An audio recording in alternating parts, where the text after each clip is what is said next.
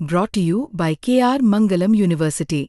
We provide you the platform to turn your dreams into reality. Give wings to your aspirations with KR Mangalam University.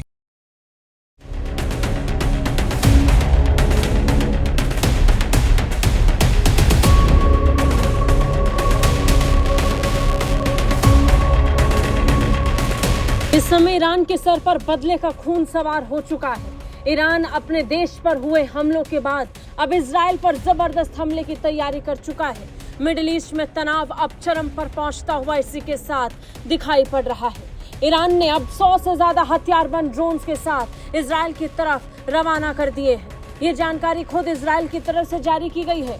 Israel defence force ने बताया कि Iran ने 100 से ज्यादा drone उसकी तरफ छोड़े हैं, जिन्हें अब इजराइल तक पहुंचने में 7 घंटे का वक्त लग सकता है। लेकिन 100 से ज्यादा हथियारबंद ड्रोन का इजराइल की तरफ पहुंचने का मतलब ईरान ने सीधे सीधे युद्ध का आगाज कर दिया है। जानकारी मिल रही है कि ड्रोन हमले के तुरंत बाद ईरान मिसाइल से हमला भी करेगा। अमेरिकी और इजरायली मीडिया के मुताबिक ये हमला तेहरान की तरफ से ऑपरेशन राइजिंग लाइन के जवाब में किया जा रहा है, जिसमें इजराइल ने ईरान की परमाणु केंद्रों और ईरानी परमाणु वैज्ञानिकों पर हमला किया। बड़ी बात यह है कि ईरान के मिलिट्री अधिकारियों की भी मौत इजराइल के इन हमलों में हुई है। इस्लामिक रिपब्लिक ऑफ ईरान ने इस बात को साफ किया कि ईरान के साथ युद्ध शुरू करना शेर की दुम मरोड़ने जैसा है। ईरान ने कहा कि शुरुआत हमने नहीं की है, शुरुआत इजराइल ने की है। इसका जवाब अब इजराइल को देना पड़ेगा। ईरान ने अपने बयान में कहा कि दुनिया ईरान के संवर्धन, परमाणु टेक्नोलॉजी और मिसाइल क्षमता के अधिकार पर जोर देने के बेहतर ढंग से समझती है। ईरान के विदेश मंत्री अब्बास अराक्ची ने कहा कि इजरायली हमले अमेरिका की मंजूरी या कोऑर्डिनेशन के बिना नहीं हो सकते थे। अराक्ची ने इसके लिए अमेरिका और इजराइल दोनों को जिम्मेदार ठहराया है। ईरान ने तो ये साफ कर दिया कि वो न सिर्फ इजराइल को अपने निशाने पर लेगा, बल्कि इजराइल का समर्थन करने वालों को भी खत्म कर देगा।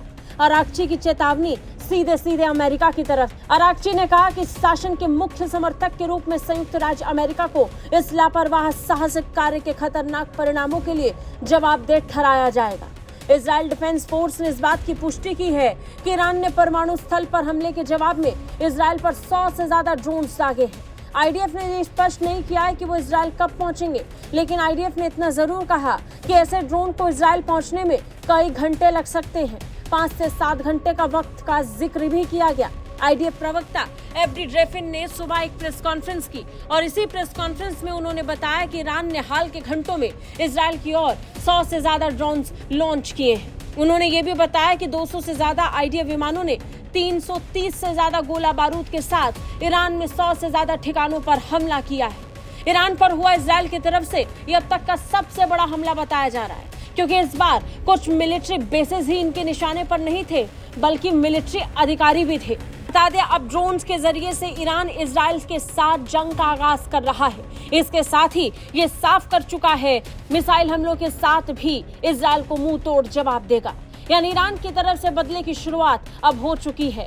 देखना होगा कि जवाब में अब इजराइल क्या करेगा। ब्यूरो रिपोर्ट, भारत तक।